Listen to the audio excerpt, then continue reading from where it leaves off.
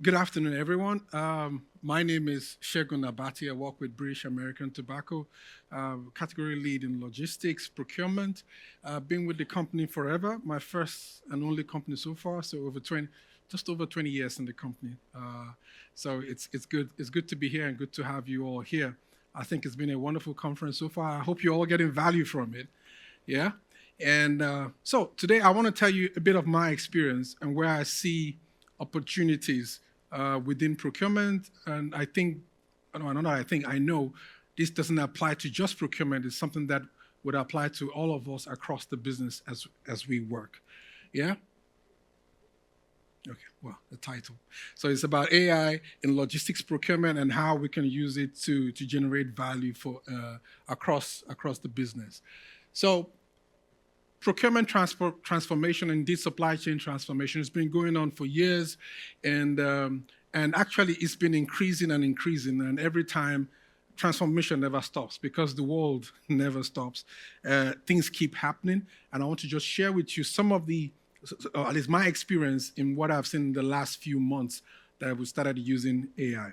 So in terms of traditional procurement, so we have constraints in terms of we have challenges with inflation, market volatility. If you've ever been involved in managing procurement or doing sourcing or even managing supplier costs, and then you have shrinking negotiation margins, therefore reducing the results you can get. And where I work, there are different kinds of savings. Savings are classified in different ways, but for the business, the most important one is what we call P&L, which is basically how much was I paying last year, how much am I paying now?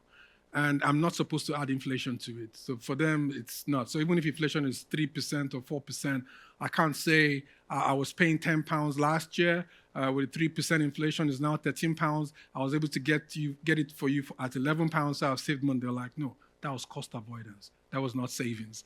And it means that if you do that year on year in your contracts, the opportunities to save money, it becomes harder and harder because you're trying to lower your net cost, really, your rates, not just the budget, but your rates. So you have all that as a challenge in logistics procurement, and then you have the narrow focus on tendering, where you have you're focused on supplier pricing, KPI, and then what this means is we miss the broader operational network efficiencies that is possible if you were to look elsewhere, if you were to look outside just the contract that you're negotiating.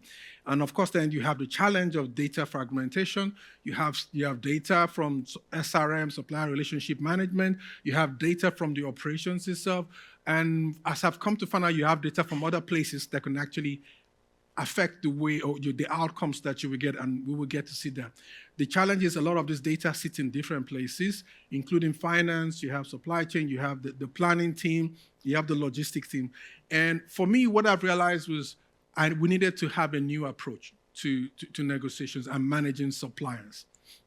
Now, so my approach, and this is something I've implemented twice now in the last 8 months, is to look at the ecosystem rather than say, I have a particular contract, I have a third-party logistics provider who's running a warehouse for me, this is his contract, this is how much he charges me, I need to find a way to reduce that cost, at the same time keep things working properly. Now, the problem is, there are other things, I wouldn't say it's a problem, it's actually an opportunity. There are other things that are within that contract, that are within the business as a whole, that we could be missing, that we were missing before. And I'll give you an example. So there was this project we were working on, and the way the contract was structured was what we call open book contract, where they would charge you for everything that they do, the headcount, and they charge you a management fee on top. And typically when you have that, when you're going to negotiate, what are you going to negotiate? Are you going to say reduce the salaries? You can't say reduce the salaries. You probably won't say reduce the cost of the software. You probably go after the management fee. Now, this was a £24 million contract.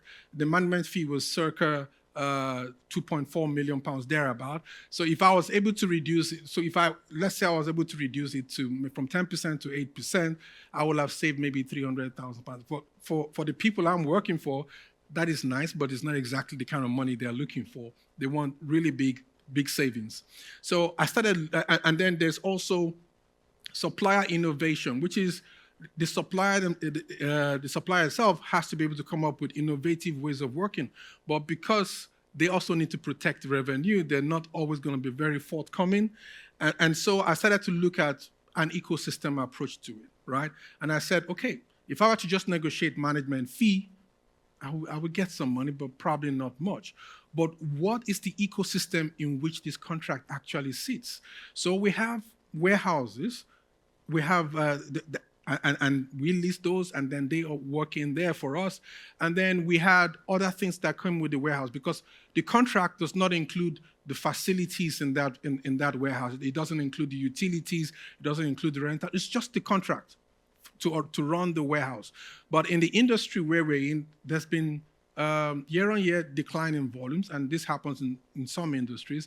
And I had to ask myself, there must be another way. So I had to go and talk to finance, and talk to supply chain, talk to other parts of the company and say, tell me, what are the things that connect to this contract? What are the other money? What are the other things we spend money on? And we put them all together. And by the time we put them all together, I was able to generate big value and reduce the overall cost by 40%. And basically what I did was say, you know what? We don't need to be the ones doing this. Let's find another way to do it. Let's change the way we're currently remunerating them and move to activity-based costing. We don't need to own those warehouses anymore, because the cost of that warehouse itself is in our books.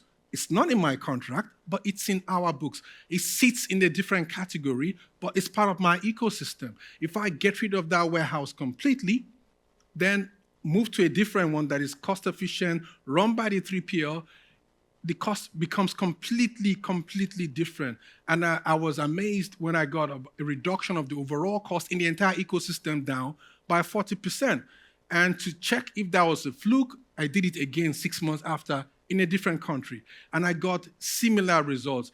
And I remember going to the group head of logistics and saying, oh, by the way, we just finished this one in the Middle East, and it's another 40% reduction.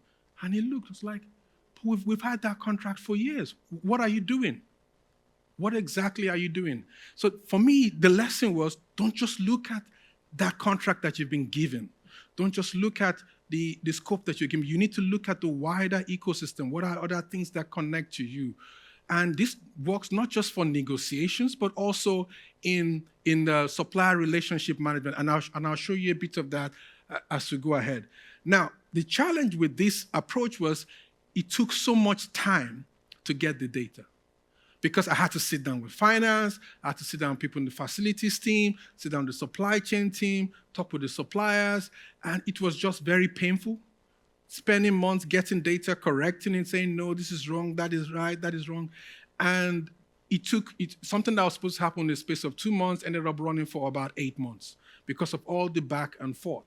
However, when I was going to do it again the second time, I decided to use AI. And basically, I asked the stakeholders, where do you keep your data? And they gave me access to the folders. And I went to each department, just give me access to your folders. And I activated AI, and I asked AI questions. So what took me months previously, I was getting in seconds. I'd ask questions, and it would give me the answers. I'd ask questions, and it would give me the answers. And it was amazing how it could compress all of that previously 6 months' work into something that was quicker, that was faster, and that was generating value. Now, you might say, so what is special about that? I'll tell you what is special about it. We all talk about AI. We all talk about the capabilities. But in my experience, going to conferences like this and talking to people have not actually used the low-hanging fruits. They have not actually leveraged it to do things that can really bring results. And it's as simple as, exposing your AI you have in your company, whether it's Copilot. Most people use Microsoft Suite, so I'd assume you're using Copilot. It's about exposing it to data. It has a lot of intelligence. And the way I see it is this. I see it as somebody in my team but who has all the information, who's able to get information and get it faster. He may not be right, but he's able to extract that information. I think a lot of people get frustrated when they ask a question that they know the answer to, and AI and Copilot or Claude or whoever you use gives you an answer that is not very accurate, and you're like, no, I can't trust this. But look at it this way. AI doesn't do what we cannot do. What it does is it does what we do, but do it faster. Now, imagine you have somebody new on your team. It doesn't know as much as you know. You give it the same assignment you gave Copilot or Gemini or whoever. It's probably going to come back with the same errors because it doesn't know as much as you know. How do you test the results that that person is giving you? You ask more questions. You twist the questions. And that was what I was doing. I would ask questions, it would give me answers. And I would ask the same question from a different point of view. It would give me answers. And that way, I would know if what I'm getting is actually accurate. Then I also say, by the way, tell me where you got your answers for. And it will make reference to specific databases, specific folders, specific files. This is where I got the answer to this from. This is where I got the answer to that from. And that improved my level of confidence. So what I'm saying here is, if you have AI, you need to do a lot more than ask it just normal questions. You need to allow it go deep into your work to give you answers faster. I know we all talk about dashboards and stuff like that, but if you ask yourself, what do you use a dashboard for? To give you status updates. And then you get the dashboard, you look through the dashboard to find exactly where the information you're looking for is. What if you could just ask a question and you get the answer immediately? And then you can ask a follow-up question and you get the answer. A dashboard can't do that for you. And what I've also seen with AI in what I'm doing is that it has context. Because I've used it for a couple of months, it understands my job, it knows my job. And sometimes when it gives me answers, it refers to my role. It says, based on your role in logistics procurement, this is what that means. No dashboard is going to do that. And sometimes what we are being sold, and I'm not looking down any vendor here, don't get me wrong, we get to buy new systems and all of that. But if we take our existing legacy systems and we're able to connect them, as you will see, and we're able to connect them to whatever AI we're using in our business, you would actually generate a lot of value. You will actually generate a lot of value, and you will generate it so fast, you will be amazed at what you get. Things that you will give someone to do that they will spend 3 days, 4 weeks, maybe a week doing, you get the answer so quick. And then you can ask follow-up questions, and you can see it from a different point of view. The only thing is, are you exposing it to the data? We have data sitting in SAP. You have data sitting in Kinaxis.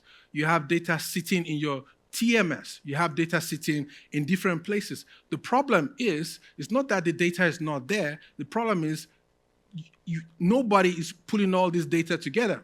And even if you do send people in your team to pull the data, and you say, give me data from your transport management system, from the warehouse management system, from SAP and all of that, somebody still needs to sit and make sense of all of that. But that is where AI comes in. AI understands you, understands. If you use it long enough, it will even read your emails. And based on the emails you've exchanged on a particular project, it will make reference to it to give you answers. Yeah, but based on the emails you shared with this project member and then connects it to data coming from SAP, this is what it will look like. It's not making the decisions, it's just giving you opportunity to see things and see them faster and make decisions faster. So it would, like I said, it would run through you as a person. And the beautiful thing is, if you have the right governance, it will only access data that you have access to. So if it's not going to check someone else's email, if you don't have access to finance data, it will not give you finance data. All depends on the way the governance of your co-pilot in your organization has been structured. The idea is, if you have access to some data, you should have access to it. And if you don't, it doesn't. But the fact is, it's able to pull all of that and give you real-time answers across different systems and still have the context, which SAP will not give you. If you try to get data from SAP, it will just dump the data for you. There's no context. right? You need to add the context to it. If you ask for data from TMS, it just says, oh, where are all the shipments? It's all the shipments. But if you ask Copilot, where is this particular shipment? It will tell you this shipment that was meant for this place, that left. It's just amazing. It's like you're talking to somebody. And for me, that is just the beginning. But the challenge I am seeing talking to people is nobody is using this. Nobody is really, I won't say nobody, because I know some people are, but not many people are taking advantage of this. Now, the beautiful thing is, with Copilot, and I'm using Copilot because that's what we use, what happens is it becomes a single conversational interface for the entire value chain that you have access to. So if you have restricted access to data, it doesn't go beyond what you have access to. If someone else in your company has access to more data, it would work for that person. And basically, it can pull data from all of your from the systems you have and summarizes the risks, the shortages, the performances. And you can even ask it, tell me what is wrong, what do you see is wrong in this report? It will tell you. And like I said, it's not 100% right, but you can question it, you can query it, and it will tell you. And all of us here have been working at least 10 years, and that is where your experience comes in. Because based on your experience, you would know what questions to ask. A rookie would not, right? And that is where you start getting a lot of value, right? So how does it work? I'm just going to show you from my understanding of how it works, right? The flow is this. You ask a question. What is driving OT decline in Asia Pacific? And what it does is it goes through all the data available and tells you these are the possible reasons why. There is out of stock here, there's delayed shipment here and there. And what it does is it interprets your intent.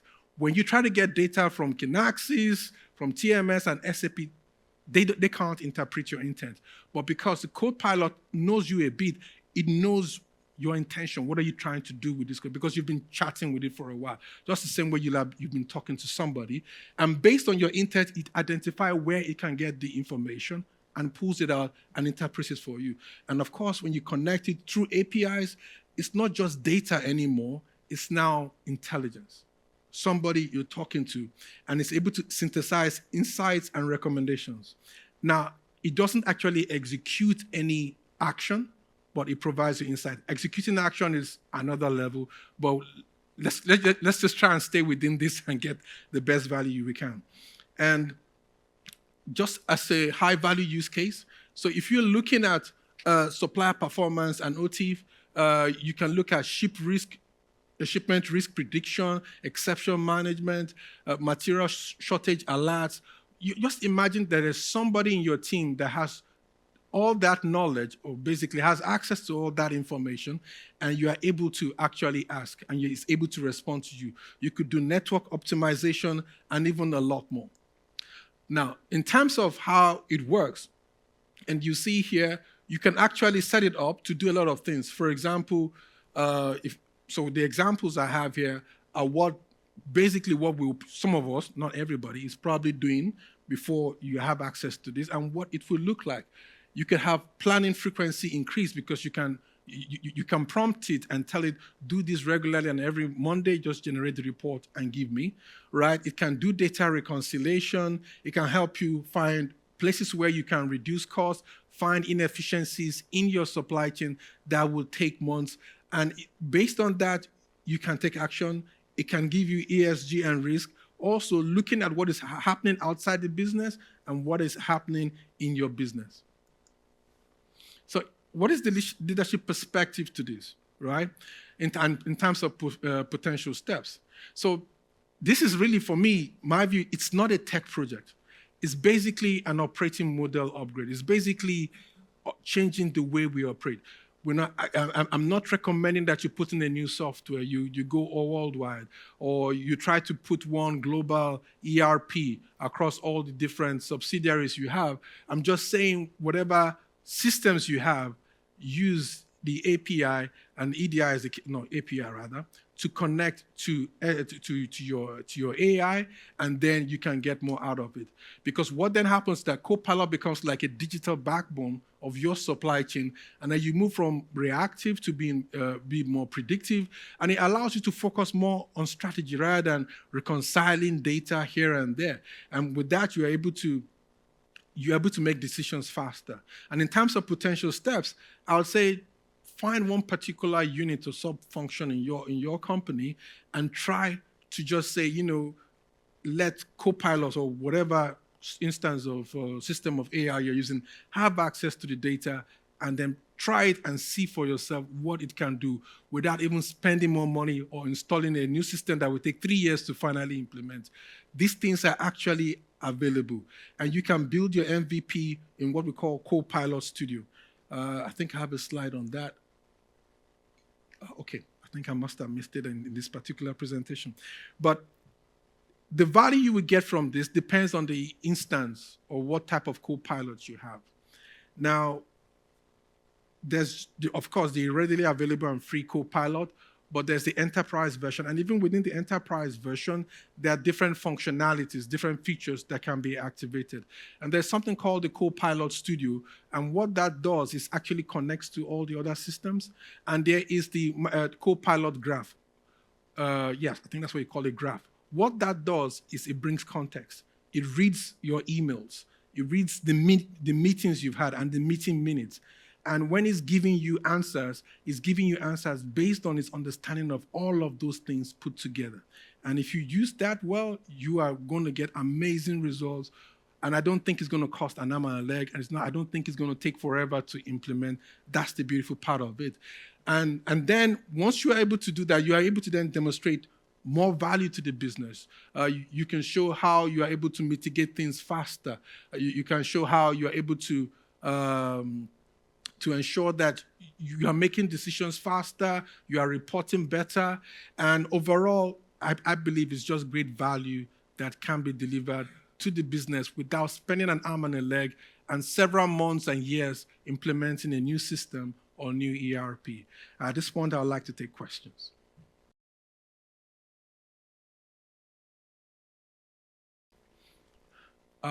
So when we launched Copilot, they asked people across the business, what are the things you want to do?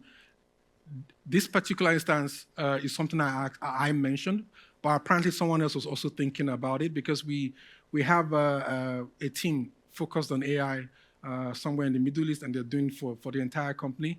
And eventually, when the professional licenses were given, I realized what I had access to so much, and I started testing it out, and it was amazing. It was like someone listened to what I wanted, and it was just beautiful, to see that.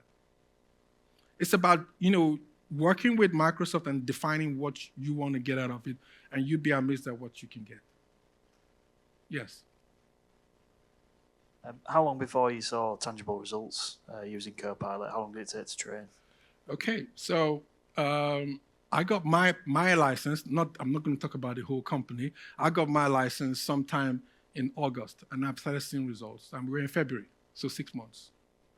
And it doesn't mean you couldn't do those things. It's just that the more I use it, the more I discover the capabilities.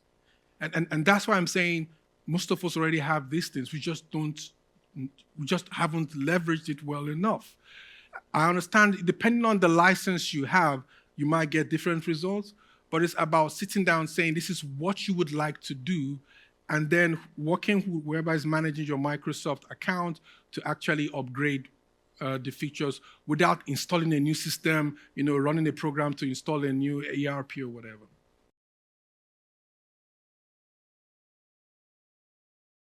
So that's not me. That is with the IT team. They're the ones that do that connection. But what I did was I pulled data from SAP from different places, and I asked Copilot questions, and it gave me the answers.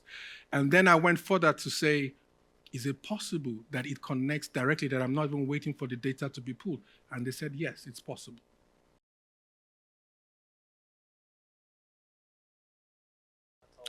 Okay, so let's listen. I want to say this carefully. Copilot does not replace SAP. It does not replace your planning system. It does not replace your TMS. What it does is pull information and data from them and interpret it in the context of whatever it is you're doing. So I'm not saying Copilot is going to be doing your planning for you. It's not going to do that. But it can give you access to information that you need from those systems for you to make a decision. Does that answer the question? Okay. So if Copilot's not going to replace SAP, it's not going to replace EWM or TMS or any of those things. But the power is it can help you access the data, interpret it in the way that you want. You have a question, you just ask. And it knows where to go look for it and give it to you. You're not going to take this folder. You could, really, but it knows where to go most times. And if it doesn't, you can just direct it. How easy was it to do all of this, like in terms of integration and? Oh, so the tech part was not done, definitely not by us. It was done by, the tech people, those who install Copilot across the business. So that part, I'm not going to tell you that I know how to do, right? What I've done is access the data and just using regular prompts, see what Copilot could give me. And it's about really taking time on a day-to-day basis and asking questions, and you'll be amazed at the answers you'll get, depending on the license you have, by the way. It's a question of the license you have and the data it has access to.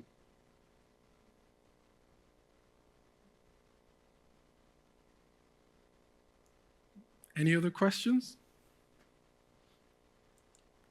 All right, thank you very much. I hope you have a wonderful afternoon.